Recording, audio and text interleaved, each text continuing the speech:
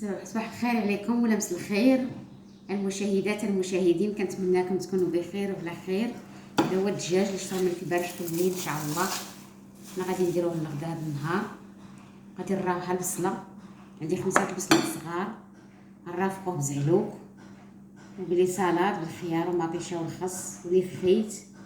وهذا هو الدجاج اللي صملته معكم البارح. وهذا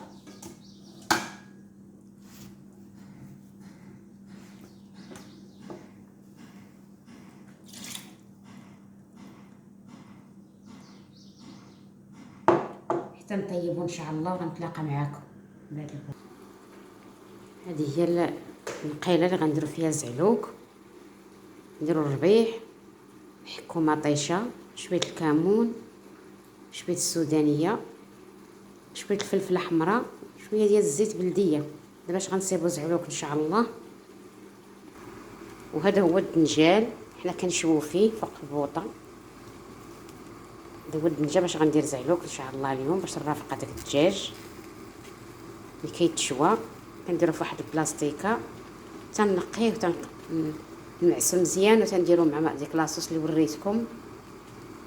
وهذا هو الدجاج، ها هو كيطيب. وهذا كيتشحر مزيان، كيتقلى حتى يتقلى.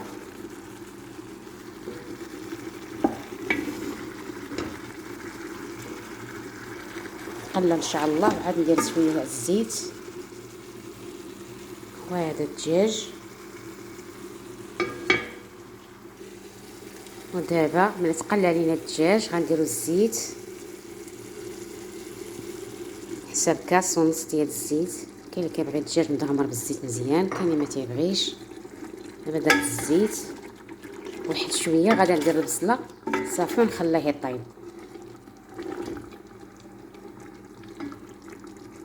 وهذا الدجاج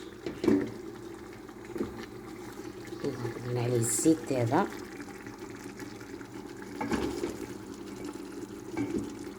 كيتشحر تيتشحر ان شاء الله، ونزيد معاه البصله صافي وكنخليه يطيب.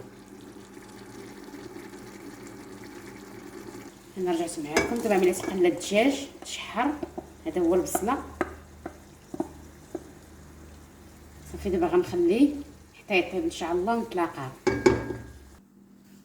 هذا هو الدجاج اختي اللي وجدت معكم هذا النهار. هو هذا، رافقناه بالخيت، رافقناه بالسلطه وبزعلوك.